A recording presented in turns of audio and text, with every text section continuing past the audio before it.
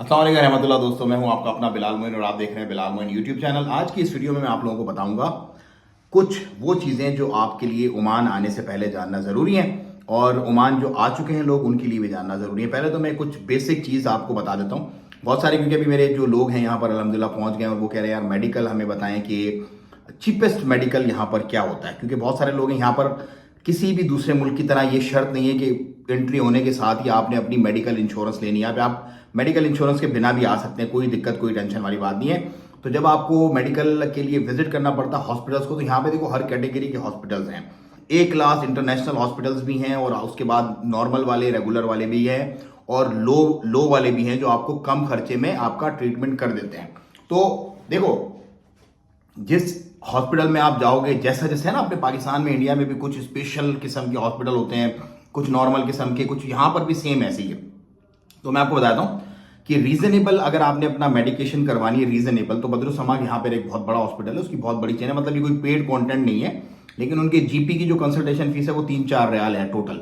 और इसी तरह जो आपका अपना जो है स्पेशल मेडिसिन स्पेशलिस्ट होता है उसकी मेरा ख्याल है 8 रियाल या 10 रियाल फीस है टोटल कंसल्टेशन फीस। इतना पाकिस्तान में भी लोग चार्ज कर लेते हैं, जो स्पेशलिस्ट डॉक्टर है वो इतना चार्ज कर लेते हैं। और उसके बाद क्योंकि यहाँ पर जो अपना एंटीबायोटिक है वो थोड़ी सी एक्सपेंसिव है, तो आप डॉक्टर को जिसके पास बैठे हुए उसको आप रिक्वेस्ट कर सकते हो कि मेरे पास इंश्योरेंस नहीं है, आप मुझे कोई रीजनेबल सी दवा लिख दें जो कि मेरा काम पूरा कर दे।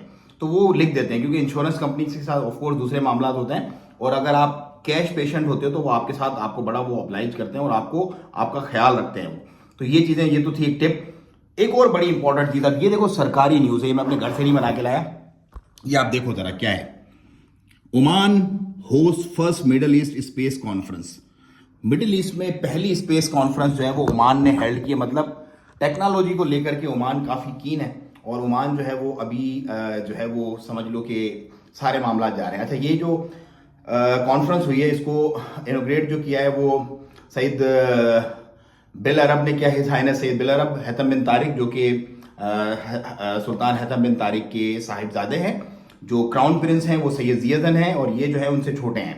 इन्होंने इसका कॉन्फ्रेंस का Oman exhibition and convention centre में इफ्तिताह किया है और स्पेस को लेकर के यहाँ पर ये समझ लो ये पहली कॉन्फ्रेंस हुई है पूरे गल्फ की। मतलब ये दुबई में नहीं हुई, ये सऊदी में नहीं हुई, ये कुवैत कतर बहरीन में नहीं हुई, ये ओमान में हुई है। ओमान ने इसको होस्ट किया है। तो टेक्नोलॉजी को लेकर के ओमान जो है वो फुल स्विंग में जा रहा है।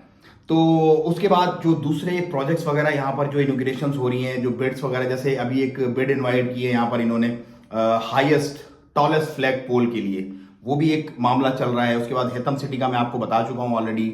सुल्तान हैतम सिटी की जो प्रोग्रेस वगैरह चल रही है वो एक कंपनी को इन्होंने कर दिया है, सारा का सारा अपना एलोकेट कर दिया। और उसके बाद जो है वो अलमौज की एक्सपेंशन जो है वो 18 नवंबर स्ट्रीट की वो भी चल रही है। मतलब डिफरेंट डिफरेंट प्रोजेक्ट्स हैं।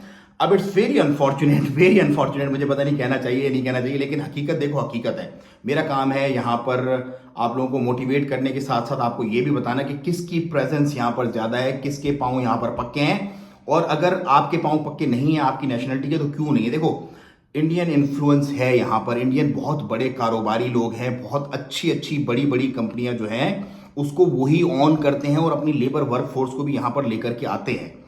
तो मैं बार बार जो पाकिस्तानियों को कहता हूँ और दूसरी नेशनलिटीज वालों को कहता हूँ, भाई आओ, आप भी आओ, देखो ग्राउंड खुला है। आपको स्ट्रगल करना पड़ेगी, आपको मेहनत करना पड़ेगी, क्योंकि वो लोग सालों से यहाँ पर हैं। वो भी देखो मेरे 70% क्लाइंट इंडियन है। Like there is no feeling about it कि यार ये ऐसे ये वैसे, लेकिन ये हकीकत है कि दे आर मेच्योर बिजनेसमैन। वो बिजनेस अपना बहुत अच्छा करते हैं, अपने लोगों को बहुत अच्छे से एंटरटेन करते हैं। जब आप देखो बिजनेसमैन ओमान में आओगे, बिजनेस करोगे, तो फिर ये आपकी जो लेबर वर्क फोर्स है उसको आप यूटिलाइज कर सकोगे और आप अच्छा, बहुत अच्छा पैसा सल्तनत ओमान में कमा सकते हो। ये एक फैक्ट है, ये एक हकीकत है। इससे अगर कोई मुंह चुराता है बिल्ली की तरह, कबूतर की तरह, अगर बिल्ली को देख के आंख बंद करनी है वो एक अलग बात है, लेकिन हकीकत यही है।